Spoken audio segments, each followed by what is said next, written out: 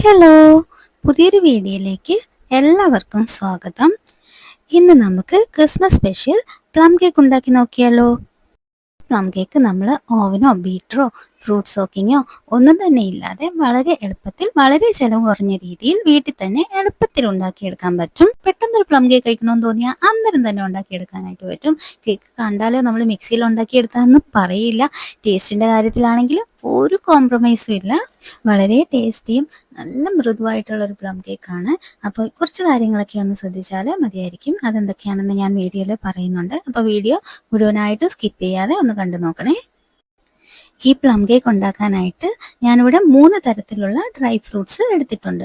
കറുത്ത മുന്തിരിയാണ് ഇതിന് ഏറ്റവും ബെസ്റ്റ്.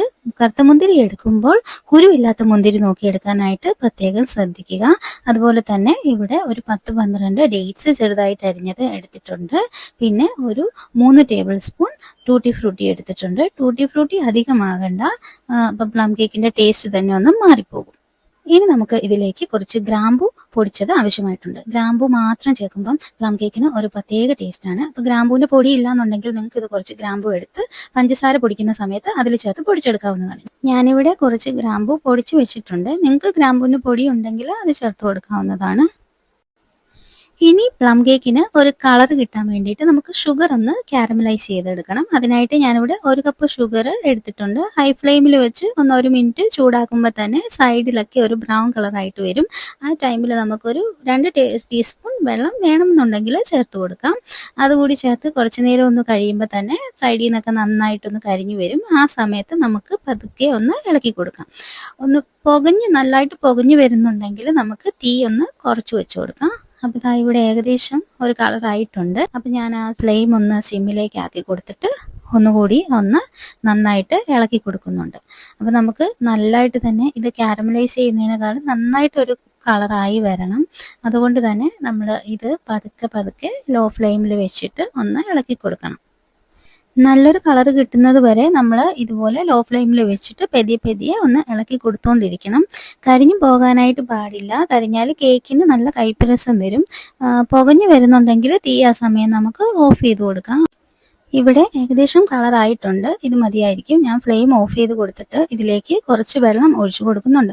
വെള്ളം ഒഴിച്ചു കൊടുക്കുന്ന സമയത്ത് നിങ്ങൾ പ്രത്യേകം ശ്രദ്ധിക്കണം. ഫ്ലെയിം ഓഫ് ചെയ്തിട്ട് കുറച്ച് മാറി നിന്ന് ആദ്യം കുറച്ച് വെള്ളം ഒഴിക്കുക. ഒഴിച്ചു കഴിഞ്ഞ് അതിൻ്റെ തിളയൊക്കെ ഒന്ന് നിന്ന ശേഷം മാത്രമേ ബാക്കിയുള്ള വെള്ളം ഒഴിച്ചു കൊടുക്കാനായിട്ട് പാടുള്ളൂ. അല്ലെങ്കിൽ ഇത്രയും തിളച്ച പഞ്ചസാരയിലേക്ക് വെള്ളം ഒരുമിച്ച് ഒഴിക്കുന്ന സമയത്ത് അതെല്ലാം കൂടി പൊട്ടിത്തെറിച്ച് നമുക്ക് നല്ല പൊള്ളൽ ഏൽക്കാനുള്ള സാധ്യതയുണ്ട്. അതുകൊണ്ട് ആ കാര്യം ഒന്ന് പ്രത്യേകം ശ്രദ്ധിക്കണം.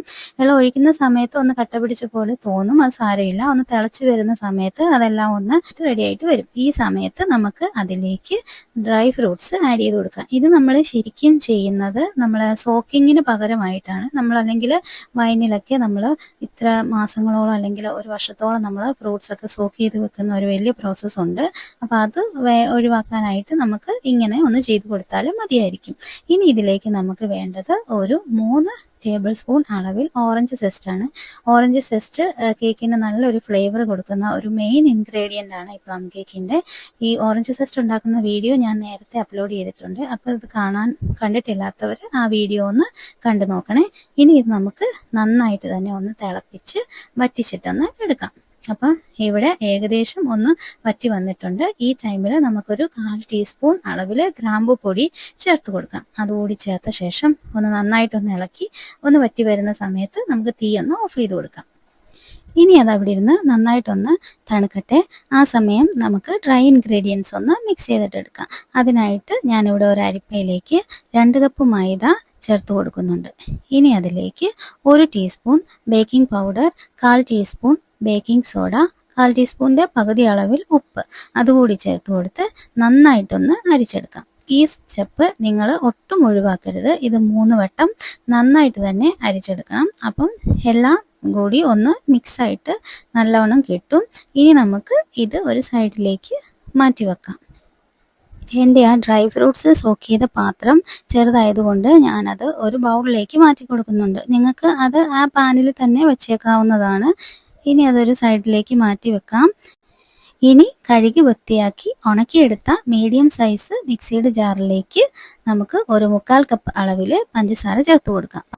ഇനി ഇത് നന്നായിട്ടൊന്ന് പൊടിച്ചെടുക്കണം. പൊടിച്ചെടുക്കുമ്പോൾ അധികം പഞ്ചസാര ചൂടാകാനായിട്ട് പാടില്ല. അങ്ങനെ ചൂടായിട്ടുണ്ടെന്നുണ്ടെങ്കിൽ തണുക്കുന്നത് വരെ ഒന്ന് വെയിറ്റ് ചെയ്യുക. ശേഷം അതിലേക്ക് ഒരു 4 മുട്ട നമുക്ക് പൊട്ടിച്ചൊഴിച്ചു കൊടുക്കാം. മുട്ട എടുക്കുമ്പോൾ റൂം ടെമ്പറേച്ചറിലുള്ള മുട്ട എടുക്കാനായിട്ട് പ്രത്യേകം ശ്രദ്ധിക്കുക. ഇനി അതിലേക്ക് 1 ടീസ്പൂൺ വാനില എസൻസ് കൂടി ചേർത്ത് കൊടുത്ത് ഹൈ സ്പീഡിൽ ഒന്നുകൂടി ഒന്ന് അടിച്ചെടുക്കാം. ഇനി അതിലേക്ക് ഒരു 1/4 കപ്പ് അളവിൽ ഓയിൽ ആവശ്യമായിട്ടുണ്ട്. ഫ്ലേവർ ഇല്ലാത്ത ഏത് ഓയിൽ വേണേലും നിങ്ങൾക്ക് യൂസ് ചെയ്യാം. ഒലിവ് ഓയിലോ ബട്ടറോ സൺഫ്ലവർ ഓയിലോ ഏത് വേണമെങ്കിലും യൂസ് ചെയ്യാം. ഓയിൽ ചേർത്ത ശേഷം ലോ സ്പീഡിലിട്ട് ഒരു 10 സെക്കൻഡ് അടിച്ചെടുത്തിരുന്നാൽ മതിയായിരിക്കും. ഇനി നമുക്ക് നേരത്തെ മാറ്റി വെച്ചിരുന്ന ഡ്രൈ ഫ്രൂട്ട്സിലേക്ക് ഇത് ഒഴിച്ചു കൊടുക്കാം. ഒഴിച്ചു കൊടുക്കുമ്പോൾ പ്രത്യേകം ശ്രദ്ധിക്കുക, ഡ്രൈ ഫ്രൂട്ട്സിന് ഒട്ടും തന്നെ ചൂടുണ്ടാകാനായിട്ട് പാടില്ല. ചൂടുണ്ടായിരുന്നാൽ മുട്ടയെല്ലാം കൂടി വെന്ത് പോകും. ഇനി നമുക്കതൊരു സ്പാച്ചുലയോ തവിയോ വെച്ചിട്ട് പതുക്കെ ഒന്ന് ഫോൾഡ് ചെയ്ത് കൊടുക്കാം. എല്ലാം കൂടി ഒന്ന് നന്നായിട്ട് മിക്സ് ചെയ്ത ശേഷം അതിലേക്ക് ഒരു 1/2 ടീസ്പൂൺ അളവിൽ ഗ്രാമ്പൂ പൊടിച്ചത് കൂടി ചേർത്ത് കൊടുക്കാം. ഗ്രാമ്പൂ കൂടി ചേർത്ത് നന്നായിട്ടൊന്ന് മിക്സ് ചെയ്ത ശേഷം അതിലേക്ക് ഡ്രൈ ഇൻഗ്രീഡിയൻസ് ഇട്ട് കൊടുക്കാം. തവണകളായിട്ട് ഇട്ട് കൊടുക്കുന്നതായിരിക്കും നല്ലത്. ഞാനിവിടെ 3 തവണയായിട്ടാണ് ഇതിൽ ചേർത്ത് കൊടുത്തിരിക്കുന്നത്. ഓരോ തവണയും പൊടിയിട്ട ശേഷം ഒരു ഹാൻഡ് വിസ്ക് വെച്ചിട്ട് പതുക്കെ ഒന്ന് ഫോൾഡ് ചെയ്ത് കൊടുക്കുന്നുണ്ട്. നിങ്ങൾ സ്പൂൺ ഉപയോഗിച്ചാൽ ചെയ്യുന്നതെങ്കിൽ പതുക്കെ പതുക്കെ ഒന്ന് മിക്സ് ചെയ്തിട്ട് എടുത്താൽ മതിയായിരിക്കും. ഒത്തിരി സ്പീഡിൽ ചെയ്യേണ്ട, പതുക്കെ സാവധാനത്തിൽ ടൈം എടുത്ത് തന്നെ നിങ്ങൾ ചെയ്താൽ മതിയായിരിക്കും. അങ്ങനെ ഞാൻ എല്ലാം ഇവിടെ ഇട്ടിട്ടുണ്ട്. കുറച്ച് മൈദ ഞാനിവിടെ മാറ്റി വെച്ചിട്ടുണ്ട്. ബാറ്റർ ഞാനിവിടെ ഇതുപോലെ ഒന്ന് മിക്സ് ചെയ്ത് എടുത്തിട്ടുണ്ട്. ഇനി അതിലേക്ക് ഒരു 1/4 കപ്പ് അളവിൽ കാഷ്യൂ നട്ട്സ് ആവശ്യമായിട്ടുണ്ട്. അത് ഞാൻ ചെറുതായിട്ടൊന്ന് പൊടിച്ചെടുത്ത ശേഷം മാറ്റി വെച്ചിരുന്ന മൈദയിലിട്ട് ഒന്ന് കോട്ട് ചെയ്തെടുത്തിട്ടുണ്ട്. ഇനി അത് ഇതിലേക്ക് ഒന്ന് ചേർത്ത് കൊടുത്ത ശേഷം നന്നായിട്ട് തന്നെ ഒന്ന് മിക്സ് ചെയ്തെടുക്കാം. ഇങ്ങനെ മൈദയിൽ നമ്മൾ കോട്ട് ചെയ്തിട്ട് ഇടുന്നത് കൊണ്ട് തന്നെ ബേക്ക് ചെയ്യുന്ന ടൈമിൽ എല്ലാ നട്ട്സ് എല്ലാം നമുക്ക് താഴെ പോയി സെറ്റിലാകാതെ എല്ലാ ഭാഗത്തും ഒരുപോലെ നമുക്ക് കിട്ടും. ബാറ്ററിൻ്റെ കൺസിസ്റ്റൻസി ഈ ഒരു ഇതിലായിരിക്കണം. ഒത്തിരി ലൂസ് ആകാനും പാടില്ല, ഒത്തിരി തിക്കാകാനും പാടില്ല. അപ്പോൾ ലൂസ് ആയാലും ഇതേ പ്രോബ്ലം തന്നെയാണ്. നട്ട്സും ഫ്രൂട്ട്സും എല്ലാം കൂടി താഴെ പോയി സെറ്റിലായിട്ടിരിക്കും, മുകളിൽ ഒന്നും തന്നെ കാണത്തില്ല. അപ്പോൾ ഇത് മതി. ഇനി നമുക്ക് ട്രേ ഒന്ന് ഗ്രീസ് ചെയ്തിട്ടെടുക്കാം. കുറച്ച് ഓയിൽ ഒഴിച്ച് എല്ലാ ഭാഗത്തേക്കും ഒന്ന് സ്പ്രെഡ് ആക്കി കൊടുക്കുക. ഇനി ബട്ടർ പേപ്പർ ഉണ്ടെന്നുണ്ടെങ്കിൽ നിങ്ങൾക്ക് അത് വെക്കാം. ബട്ടർ പേപ്പർ ഇല്ലാന്നുണ്ടെങ്കിൽ കുറച്ച് മൈദ ഇതിനകത്തേക്ക് ഇട്ട ശേഷം എല്ലാ ഭാഗത്തേക്കും ഒന്ന് തട്ടി തട്ടി കൊടുക്കുക. ശേഷം ബാക്കി വരുന്ന മൈദ ഒന്ന് കമിഴ്ത്തി കളഞ്ഞ ശേഷം നമുക്ക് ബാറ്റർ അതിലേക്ക് ഒഴിച്ചു കൊടുക്കുക. ബട്ടർ പേപ്പർ ഉണ്ടെന്നുണ്ടെങ്കിൽ അത് യൂസ് ചെയ്യാട്ടോ നല്ലത്. അപ്പോൾ കേക്ക് നമുക്ക് പൊക്കിയെടുക്കാനായിട്ട് എളുപ്പമായിരിക്കും. അപ്പോൾ ഞാൻ ബാറ്റർ എല്ലാം ഇതിലേക്ക് ചേർത്ത് കൊടുത്തിട്ടുണ്ട്. ഇനി ഒരു സ്ക്യൂറോ ഈർക്കിലോ കൊണ്ട് നമുക്ക് എല്ലാ സൈഡിലേക്കും ഇങ്ങനെ ഒന്ന് വരഞ്ഞു കൊടുക്കാം. ശേഷം നമുക്ക് നന്നായിട്ട് തന്നെ ഒന്ന് ടാപ്പ് ചെയ്തിട്ട് കൊടുക്കണം. നന്നായിട്ട് തന്നെ ഒന്ന് ടാപ്പ് ചെയ്ത് കൊടുക്കണം, അല്ലെങ്കിൽ ക്രാക്സ് വരാനുള്ള സാധ്യതയുണ്ട്. ഇനി ഇതിന് മുകളിലേക്ക് കുറച്ച് ഉണക്കമുന്തിരി, കാഷ്യൂ നട്ട്സും പിന്നെ ചെറി, അങ്ങനെ നിങ്ങൾക്ക് ഇഷ്ടമുള്ള എന്താണെന്ന് വെച്ചാൽ അതൊക്കെ വെച്ചിട്ടൊന്ന് ഗാർണിഷ് ചെയ്യാം. പിന്നെ ഞാനിവിടെ ഒരു പാത്രം ചൂടാകാനായിട്ട് വെച്ചിട്ടുണ്ട്. ഒരു 10 മിനിറ്റ് മീഡിയം ഫ്ലെയിമിൽ അതിലേക്ക് നമുക്ക് കേക്ക് ഇറക്കി വെച്ച് കൊടുക്കാം. ഇനി നമുക്ക് ഇതൊന്ന് അടച്ചു വെച്ചിട്ട് ബേക്ക് ചെയ്തിട്ടെടുക്കാം. സാധാരണ കേക്ക് പോലെയല്ല, കുറച്ച് സമയം എടുക്കും. ഒരു 45 മിനിറ്റ് ഒരു മീഡിയം ഫ്ലെയിമിൽ വെച്ചിട്ട് പിന്നെ നമുക്ക് ലോ ഫ്ലെയിമിൽ വെച്ച് ഒരു 10-15 മിനിറ്റ് കൂടെ ബേക്ക് ചെയ്യാം. നിങ്ങളുടെ തീ അനുസരിച്ചിട്ട് അങ്ങോട്ടും ഇങ്ങോട്ടും ഒക്കെ വ്യത്യാസം വരും കേട്ടോ. അപ്പോൾ എനിക്കിവിടെ ടോട്ടൽ 1 മണിക്കൂർ എടുത്തു. കേക്കിൻ്റെ നല്ലൊരു മണം വന്നിട്ടുണ്ട്. അപ്പം ഞാൻ എന്താ ഇവിടെ തുറന്ന് നോക്കി ഒന്ന് കുത്തി നോക്കിയപ്പം ഒന്നും പറ്റിപ്പിടിച്ചിട്ടില്ല. അങ്ങനെ ഒരു 2-3 കുത്തി നോക്കി ഒന്നും പറ്റിപ്പിടിച്ചിട്ടില്ല എന്ന് ഉറപ്പ് വരുത്തിയ ശേഷം മാത്രമേ നിങ്ങൾ കേക്ക് പുറത്തെടുക്കാനായിട്ട് പാടുള്ളൂ.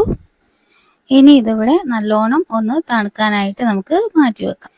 കേക്കൊക്കെ ഇവിടെ നന്നായിട്ട് തണുത്ത് വന്നിട്ടുണ്ട്. ഞാനത് പതുക്കെ ഒരു കത്തി വെച്ച് സൈഡൊക്കെ ഒന്ന് വിടുവിച്ച ശേഷം ബട്ടർ പേപ്പർ പതുക്കെ ഒന്ന് പൊക്കി കൊടുക്കും. നിങ്ങൾക്ക് ബട്ടർ പേപ്പർ ഇല്ലെന്നുണ്ടെങ്കിൽ സൈഡൊക്കെ ഒന്ന് വിടുവിച്ച ശേഷം ട്രേ ഒന്ന് കമഴ്ത്തി ഒന്ന് തട്ടി കൊടുക്കുമ്പോൾ തന്നെ കേക്ക് പതുക്കെ പോരുന്നോളും. അപ്പം സൈഡൊക്കെ ഞാനിതാ ഇങ്ങനെ ഒന്ന് എടുത്തിട്ട് കേക്ക് ഒന്ന് മാറ്റി കൊടുത്തിട്ടുണ്ട്. കണ്ടില്ലേ, അടിപൊളിയായിട്ട് വന്നിട്ടുണ്ട് കേക്ക്. മിക്സിയിൽ ചെയ്തെടുത്ത കേക്കാണെന്ന് പറയില്ല, അത്രയ്ക്ക് നമുക്ക് നല്ല ഹൈറ്റൊക്കെ വെച്ച് നല്ല അടിപൊളിയായിട്ട് ഇവിടെ കേക്ക് കിട്ടിയിട്ടുണ്ട്. ഇന്ന് കേക്ക് ഒന്ന് കട്ട് ചെയ്തിട്ട് ചെറിയ ചെറിയ പീസസ് ആക്കിയിട്ട് മാറ്റാം. നിങ്ങൾക്ക് ഇവിടെ അത്യാവശ്യം മീഡിയം സൈസിൽ ഒരു 24 പീസസ് ഒക്കെ വരെ കേക്കിൽ നിന്ന് കട്ട് ചെയ്തെടുക്കാനായിട്ട് സാധിക്കും. കേക്കിൻ്റെ വെയിറ്റ് ഒരു 1.25 കിലോ അടുപ്പിച്ച് തന്നെ കിട്ടിയിട്ടുണ്ട്. അപ്പോൾ നിങ്ങൾക്ക് അത്രയും വേണ്ടാന്നുണ്ടെങ്കിൽ ഈ എടുത്ത ഇൻഗ്രീഡിയൻസ് എല്ലാം അതിൻ്റെ പകുതി എടുത്താൽ മതിയായിരിക്കും. കേക്കിൻ്റെ നല്ല സ്മെല്ലാട്ടോ. ഇവിടെ മൊത്തം നല്ല സ്മെല്ലാണ്. കേക്ക് ഇന്ന് കഴിക്കുന്നതിനേക്കാളും നാളെയോ മറ്റന്നാളോ ഒക്കെ കഴിക്കുന്നതായിരിക്കും നല്ലത്. അപ്പോഴേക്കും നമുക്ക് ആ ഒരു കറക്റ്റ് പ്ലം കേക്കിൻ്റെ ടേസ്റ്റ് അറിയാനായിട്ട് സാധിക്കുക. അതുപോലെ തന്നെ നമ്മളിതിൽ ഗ്രാമ്പൂ മാത്രം ചേർത്തിരിക്കുന്നത് കൊണ്ട് തന്നെ പ്ലം കേക്കിൻ്റെ ആ ഒരു കുത്തൽ, നമ്മൾ പ്ലം കേക്കൊക്കെ കഴിക്കുമ്പോൾ നമുക്കൊരു കുത്തൽ അനുഭവപ്പെടാറില്ലേ, ആ ഒരു കുത്തൽ നമുക്ക് ഈ ഗ്രാമ്പൂ മാത്രം ചേർക്കുന്നത് കൊണ്ട് അത് കിട്ടുന്നതാണ്. പ്ലം കേക്ക് നമ്മൾ ആർട്ടിഫിഷ്യൽ പ്രിസർവേറ്റീവ്സ് ഒന്നും ചേർക്കാത്തത് കൊണ്ട് തന്നെ ഒരാഴ്ചയോളം പുറത്ത് സൂക്ഷിക്കാനായിട്ട് സാധിക്കും. അതിൽ കൂടുതൽ സൂക്ഷിക്കണം എന്നുണ്ടെങ്കിൽ നമുക്ക് ഫ്രിഡ്ജിൽ വെച്ചിരിക്കുന്നതായിരിക്കും നല്ലത്. കാണുമ്പോൾ തന്നെ അറിയാമല്ലോ, അത്യാവശ്യം റിച്ച് ആയിട്ടുള്ള ഒരു പ്ലം കേക്ക് തന്നെയാണ് ഇത്. നട്ട്സും ഫ്രൂട്ട്സും എല്ലാം തന്നെ താഴെ സെറ്റിലാകാതെ എല്ലാ ഭാഗത്തും ഒരുപോലെ കിട്ടിയിട്ടുണ്ട്. പ്ലം കേക്കിൻ്റെ ഒരു ടെക്സ്ചർ ആയാലും അതൊക്കെ അതുപോലെ തന്നെ നമുക്ക് ഈ കേക്കിൽ നമുക്ക് കിട്ടിയിട്ടുണ്ട്. അപ്പോൾ കേക്ക് നല്ല സോഫ്റ്റാണ്, നല്ല മോയിസ്റ്റാണ്. അപ്പോൾ നിങ്ങൾ ഈ രീതിയിൽ ഉണ്ടാക്കി നോക്കിയിട്ടില്ല എന്നുണ്ടെങ്കിൽ ഒന്ന് ഉണ്ടാക്കി നോക്കണേ, നിങ്ങൾക്ക് തീർച്ചയായിട്ടും ഇഷ്ടാകും. റമ്മിലൊന്നും സോക്ക് ചെയ്യാത്തതുകൊണ്ട് തന്നെ കുഞ്ഞുങ്ങൾക്കൊക്കെ നമുക്ക് വിശ്വസിച്ച് കൊടുക്കാനായിട്ടും സാധിക്കും. ഈ ക്രിസ്മസിന് നമുക്ക് വീട്ടിൽ തന്നെ സ്വന്തമായിട്ട് പ്ലം കേക്ക് ഉണ്ടാക്കിയെടുക്കാം.